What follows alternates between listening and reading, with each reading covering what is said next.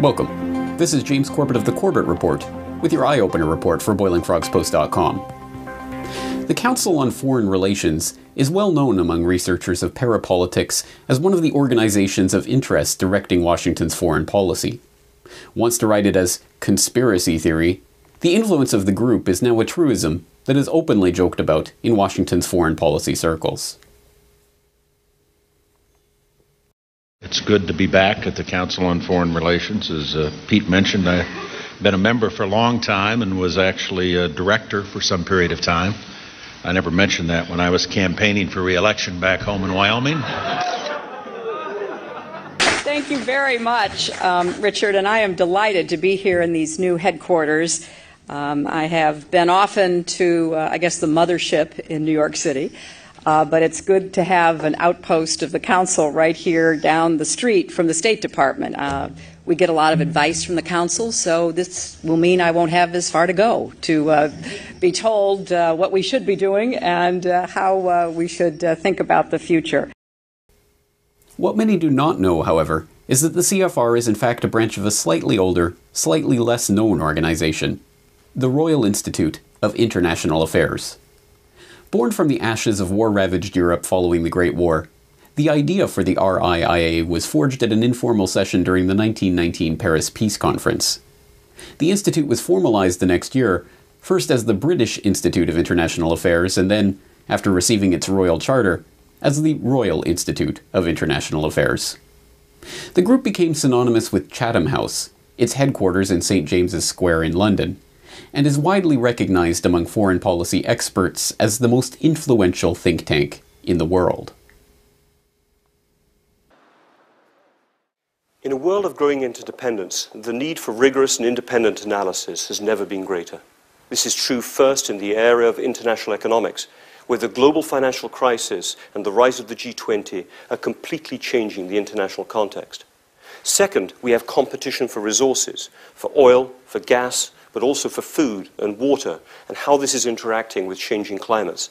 Then third, there's the changing balance between the established powers and the rising powers, and what this means for security.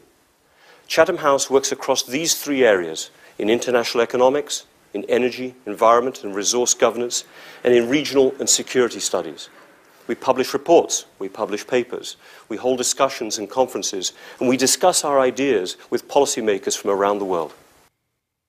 In the years since its inception, the RIIA has opened branches in countries across the British Commonwealth and around the world, including the Council on Foreign Relations, born largely from the same 1919 Paris meeting that birthed the Institute itself, the Australian Institute of International Affairs, the South African Institute of International Affairs, the Pakistan Institute of International Affairs, the Canadian International Council, and similar organizations.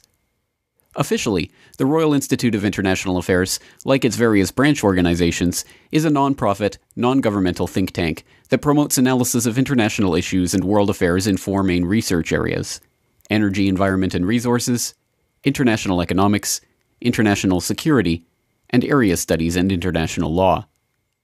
Also like its branch organizations, the majority of the group's publications and proceedings are open to the public and freely available via their website or their journal, International Affairs. Funded by partners, patrons, and corporate members that read like a who's who of the Fortune 500, including Chevron, AIG, Bloomberg, Toshiba, Morgan Stanley, Goldman Sachs, Lockheed Martin, Royal Dutch Shell, the European Commission, and dozens of other corporations, institutions, and foreign governments, Chatham House consistently attracts some of the best-known speakers on a wide range of topics, releasing reports that set the global policy agenda, not only for Britain, but for much of the rest of the developed world as well.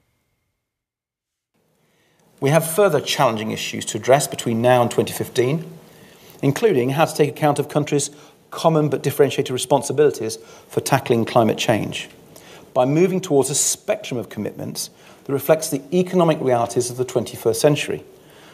The current binary divide between developing and developed countries was defined in 1990, and I believe it's time to move on from it.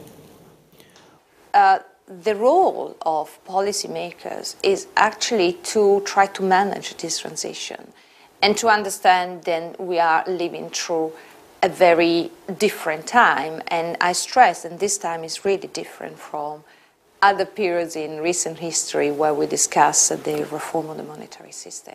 So managing a transition means more policy cooperation. Militaries around the world aspire to our standards and the ability of our forces to work together. Importantly, we can integrate other nations' contributions into complex multinational operations like no other organization. You've been watching an excerpt of this week's Eye Opener report. To continue watching the report, please log into boilingfrogspost.com.